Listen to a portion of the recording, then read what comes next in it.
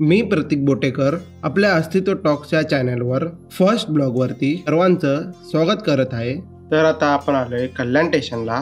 कल्याण स्टेशनवरून आपण चेन्नई सुपरफास्ट ही ट्रेन पकडली आहे। ही ट्रेन थेट अक्कलकोट स्टेशनला थांबते आणि आपण सकाळी 7:30 वाजता अक्कलकोट स्टेशनला पोहोचतो। ब्लॉग सुरू करण्याआधी मी आपल्या सर्वांना या चॅनलविषयी थोडी माहिती देऊ इच्छितो। हे ब्लॉग चॅनल ओपन करण्याचं कारण हेच आहे, आपल्या हिंदू धर्माबद्दल आणि बऱ्याच रूढी परंपरा आणि रिच्युअल्स आत्ताच्या नवीन जनरेशन्सला माहीत नाहीये आणि ते लोक या सर्व गोष्टींपासून वंचित आहे आणि मला ह्या सर्व गोष्टी लोकांपर्यंत पोहोचवायच्या आहेत। आपली बरेच हिंदू देवस्थाने आहेत किंवा तिकडच्या रूढी परंपरा आणि ज्या आपल्या खूप वर्षानुवर्ष चालत आल्या आहेत आणि त्या आपल्या नवीन जनरेशनला माहिती नाहीत आणि त्या ह्यांच्या लोकांपर्यंत पोहोचवण्याचा हा फक्त प्रामाणिक हेतू आहे। आणि मी सर्वात जास्त माझ्या स्वामींना मानतो, तर त्यांच्यासाठी एक सेवा म्हणून मी माझ्या स्वामींपासून सुरुवात करत आहे। आता आपण एक स्वामींवरती एक सिरीज करत आहोत आणि ती सेवा म्हणून स्वामींना मी अर्पण करत आहे। चला मग आता आपण हा ब्लॉग सुरू करूयात। तिथून आपल्याला शेअरिंग ऑटो मिळतात, जे की 40 रुपये शेअरिंग घेऊन आपल्याला वटवृक्ष देवस्थानापर्यंत सोडतात।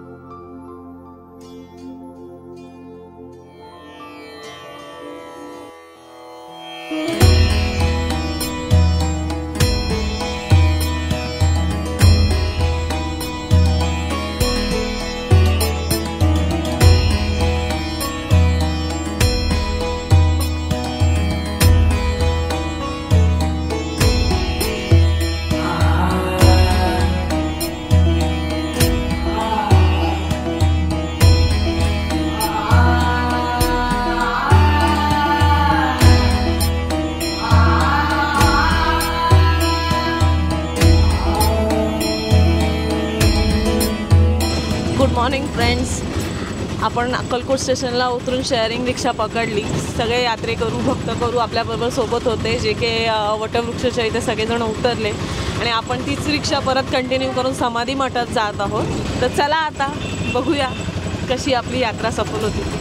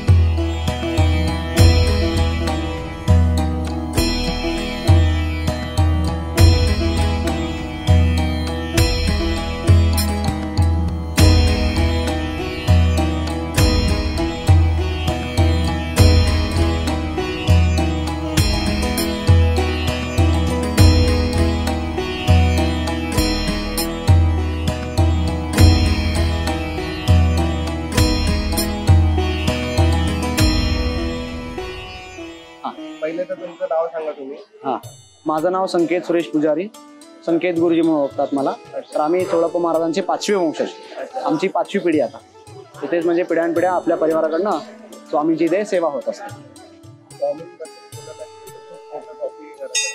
आपलं आयुष्य पण कमी पर्यंत तर तुम्हाला असं काही आठवणी आहेत की स्वामी सांगू शकतात अशा गोष्टी आहेत? स्वामींच्या बद्दल आठवणी म्हणजे बघा कसं आहे की जन्मापासून मरणापर्यंत आमचं इथंच आहे। आमचा जन्मही इथलंच आहे, मरण पण आपलं इथंच आहे। कारण की साक्षात स्वामींच्या घरामध्ये आमचा जन्म झाला, त्यामुळे जन्मापासून त्यांच्या आठवणी आहेत. आठवणी म्हणण्यापेक्षा त्यांची उपस्थिती जाणवते आपल्याला. म्हणजे आता कसं कोणी घरात नसलं की आपल्याला थोडंसं कमतरता भासतं किंवा त्या व्यक्तीचा असण्याचा आपल्याला थोडासा भास होतो. तसं स्वामींचं प्रत्येक श्वासामध्ये म्हणा, प्रत्येक वेळेस पूजा पाठ करताना म्हणा किंवा काही ना काही अनुभव येणं, काही इथं सेवेमध्ये सेवा करत असतात, अभिषेक करत असतात, काहीतरी काम रखडलेलं असतं म्हणून आलेलं असतात, तर अभिषेक करूपर्यंत तिकडनं त्यांना फोन येतं की बाबा तुमचं काम सक्सेसफुल झालेलं आहे किंवा सेवा पोथी करूपर्यंत होतं. तर इथे स्वामींचं प्रचिती भरपूर आहे ह्या स्थानाला, म्हणून ह्या स्थानाला विशेष महत्व आहे दत्त संप्रदायामध्ये. या मंदिराबद्दल थोडी माहिती दिली तर खूप बरं. तर ह्या मंदिराबद्दल सांगायचं झालं तर हे स्वामींचं मूळ समाधी स्थान आहे. पोथीत तुम्ही वाचलं असेल किंवा आता सिरियलमध्ये झालं रिसेंटली स्वामींचं, त्यामध्ये चोळप्पा बाळप्पा नाव ऐकलेलं असाल तुम्ही. तर हे चोळप्पा महाराजांचं घर. स्वामी जे पहिल्यांदा अक्कलकोटला आले ते या चोळप्पा महाराजांच्या घरी, आणि यांच्या घरी येऊन स्वामींनी इथे 21 वर्ष वास्तव्य केलं. तर 21 वर्षामध्ये स्वामींनी आपल्या ज्या काही लीला आहेत तर ह्या मंदिराच्या परिसरामध्येच दाखवलेल्या आहेत. या मंदिराच्या परिसरामध्ये 21 वर्ष वास्तव्य करून लीला दाखवून स्वामींनी सांगितलं की चोळप्पा आता मला जायची वेळ झाली, तुला जर काय हवं असेल तर मागून घे. धन दौलत पैसा सोनं नाणं जमीन जायदाद इस्टेट जे काय हवं ते मागून घे. तुझ्या मुखातून येईल तेवढी संपत्ती, येईल तेवढं दागिने इस्टेट तुला मी द्यायला तयार आहे. मग असं बोलल्यावर मग चोळप्पा महाराज सांगितलं, महाराज जर आपल्याला काही द्यायचं असेल तर आपली समाधी माझ्या घरी द्या. जसे गेले 21 वर्ष माझ्याकडनं आपली सेवा झाली आहे, तसंच माझ्या पुढच्या पिढीकडनंही आपली अखंड गुरुसेवा गुरुभक्ती झाली पाहिजे. म्हणून मग स्वामींना मागून घेतल्यावर स्वामींनी चैत्रवद्य त्रयोदशी 30 एप्रिल 1878 हे चोळप्पा महाराजांचं संपूर्ण वाडा पाडून मंदिर बांधून घेतलं. मंदिर बांधून इथे स्वामींनी समाधी घेतलेली आहे. आता आपण वटवृक्षाला जाऊन आला असाल किंवा आता जाणार असाल तर त्या वटवृक्षाच्या झाडाखाली स्वामींचं ते बसायचं स्थान. स्वामी तिथे बसायचे दुपारी. इथं जेवण खाणं झालं की आपल्या शिष्याने घेऊन तिकडे बसायचे ते. तर तिथे स्वामींनी सांगितलं की कालांतराने माझ्याच आशीर्वादाने तिकडे एक मंदिर होईल, जे की वटवृक्ष मंदिर म्हणून ओळखलं जाईल. आणि त्या स्थानाला महत्व जास्त वाटेल लोकांना आणि त्या स्थानाला गर्दीही वाढेल. पण ते कलियुगामध्ये माझं कायमस्वरूपी चालू राहणारी ती एक माझी लीला असेल, म्हणजे मी आहे याचं एक ती पोच असेल, पोच पावती असेल. तर चोळप्पा महाराजांच्या वंशजांनी विचारलं की स्वामी असं का, तुमची समाधी इथे आणि गर्दी तिकडे का? तर स्वामींनी सांगितलं की बाबा अक्कलकोटला येणारी प्रत्येक व्यक्ती कशी असेल मला माहित नाही. कुणी श्रद्धेने येतं, कुणी निष्ठेने येतं, कुणी निस्वार्थ भावने येतं, कुणी मनामध्ये स्वार्थ ठेवून येतं. तर येणाऱ्या प्रत्येक व्यक्तीला मी ते येऊ देणार नाही. तर आलेली प्रत्येक व्यक्ती पहिला माझ्या वडाच्या पारंब्याखाली बसून माझी सेवा करेल, माझं नामस्मरण करेल, करून आपापल्या गावी निघून जातील. असे कित्येक वर्ष करतील. ज्या दिवशी त्यांचे कर्म सिद्ध होतील त्या दिवशी त्यांना माझ्या इथे समाधी स्थानाचं दर्शन आणि इथलं त्यांना महत्व कळायला पाहिजे. म्हणून स्वामींनी सांगितलं की ह्या स्थानाचा कोणीही बाजार करायचा नाही. म्हणजे आजच्या भाषेत बोलणं झालं तर पोस्टर बॅनर ऍडव्हर्टायझिंग करणे. तर स्वामींनी सांगितलं की ह्या स्थानाचा कोणी बाजार करायचा नाही.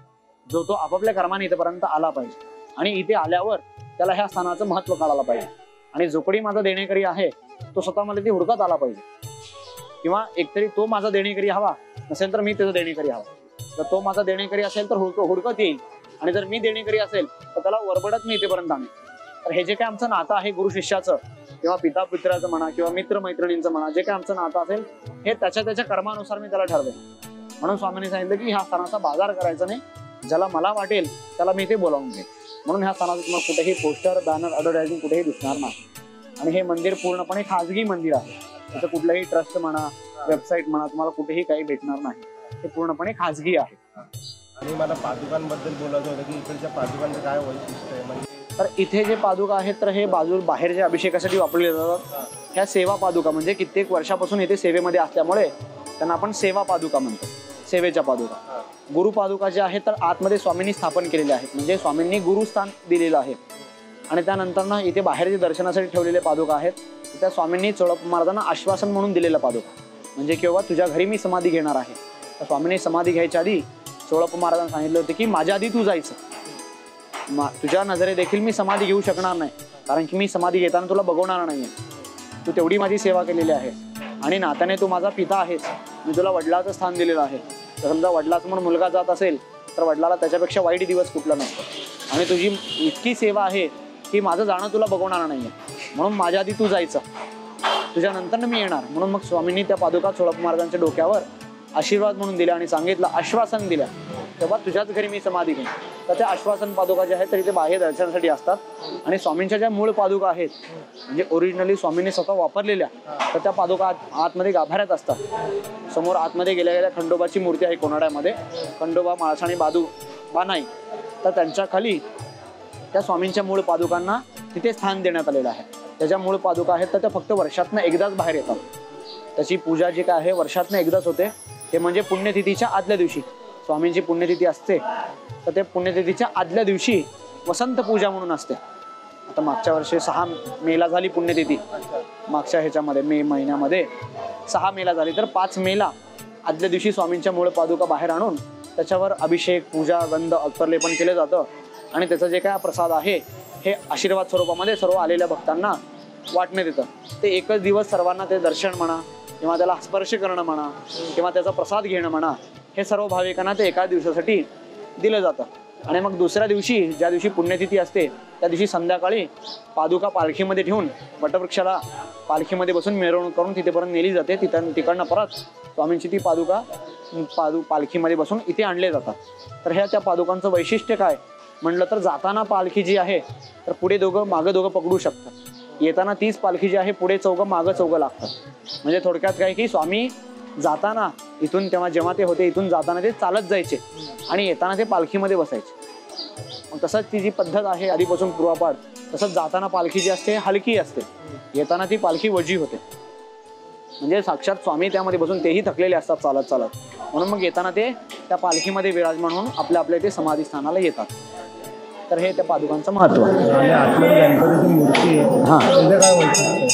तर ते आम्रकोटेश्वर ते जे आहे आतमध्ये ह्याच्या गाभाऱ्यामध्ये आम्रकोटेश्वर शिवलिंग पण आहे आणि मयुरेश्वर गणपती पण आहे आणि आतमध्ये पण स्वयंभू मंदार गणेश म्हणून गणपती आहे. हे वाड्यात जे आहे तर त्याचं खूप महत्व आहे. स्वयंभू मंदार गणेश म्हणजे स्वयंभू म्हणजे काय की स्वतःहून निर्माण झालेलं गणपती. तर आपल्या मंदिराच्या समोर एक म्हणजे झाड होतं, औदुंबराचं झाड होतं. तर आमचे आजोबा तर त्यांच्या स्वप्नामध्ये गणपती आले आणि त्यांनी सांगितलं की बाबा तुझ्या त्या झाडामध्ये मी विराजमान आहे, मला काढ आणि मला इथे स्थापन कर. तर मग त्या एका दिवशी मग त्यांनी ते झाड वगैरे सगळं काढून बघितलं, थोडंसं उकरून बघितलं, तर तिथे स्वयंभू मंदार गणेश ते गणपती तिथे स्वतः तिथे होते. म्हणजे त्यांची मूर्ती कोणीही तिथे लावलेलं नाही, काही नाही, ती मूर्ती तिथे आधीपासून तिथे होती. मग त्या मूर्तीला काढून पूजा वगैरे करून आपल्या वाड्यामध्ये ती मूर्ती ठेवलेली आहे. आणि त्या मूर्तीसोबत त्या मूर्तीचं दंड तुम्ही कुठेही बघा, तुम्हाला गणपतीला कुठेही दंड दिसणार नाही. दंड जे आहे हे दत्त संप्रदायामध्ये असतात. पण दंडधारी जे म्हणतो तर हे जे म्हणजे साधू लोक असतात म्हणा, दत्त संप्रदायामध्ये म्हणा, तर ते दंडाचं तिथे अर्थ असतं. तर थोडक्यात हे दत्त संप्रदाय आणि गणपतीचं गणरायाचं हे जे काय आहे तर आपण एकरूप जे आहे तर हे तिथे दिसतं. म्हणजे गणपतीचं दंड असलेलं गणपती तुम्हाला कुठेही दिसणार नाही, हातामध्ये दंड असलेले गणपती कुठेही दिसणार नाही तुम्हाला. तर ते दंड जे आहे तेही त्या मूर्तीसोबतच आपल्याला मिळालेला. आणि ते स्वयंभू गणपतीचं महत्व काय म्हणजे किंवा माणसांच्या इच्छा ज्या काही आहेत, कोणाला मूल होत नसेल, कोणाला म्हणजे संसार त्यांचा व्यवस्थित चालत नसेल, कोणाला घरामध्ये दुःख असेल, संपत्तीचं धनप्राप्तीचा कटकट असेल, जे काय असेल तर त्या गणपतीला अभिषेक म्हणा, त्या गणपतीची पूजा केली, त्यांना स्मरण केलं, त्यांचे आशीर्वाद घेतलं तर ह्या सर्व गोष्टी मार्गी लागतात. म्हणून हे पूर्वापासून वर्षानुवर्षे पिढ्यानपिढ्या त्या गणपतीला पण खूप महत्व आहे.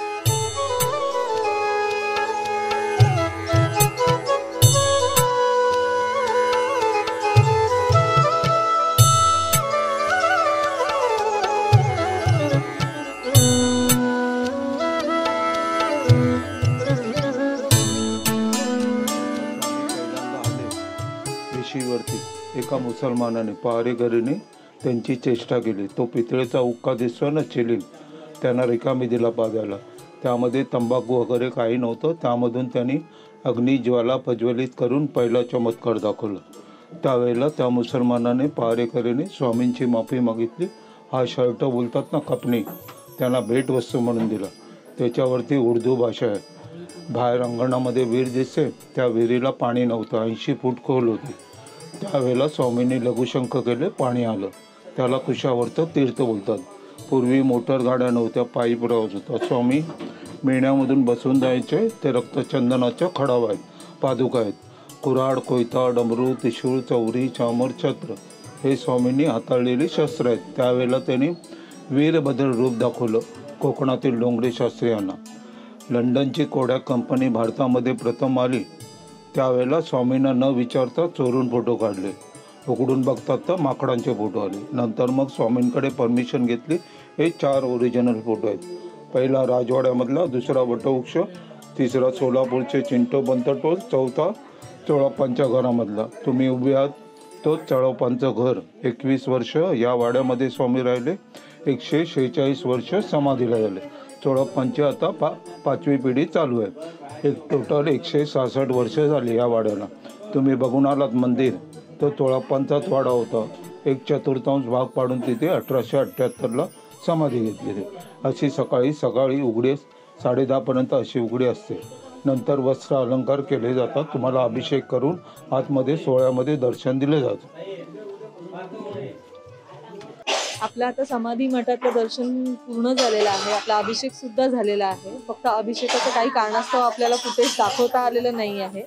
आणि इथून आपण चोळप्पाच्या वाड्यांचं पण आपण दर्शन घेतलंय. त्याच्याबद्दल सुद्धा सगळी माहिती सांगण्यात आली आहे या ब्लॉगमध्ये.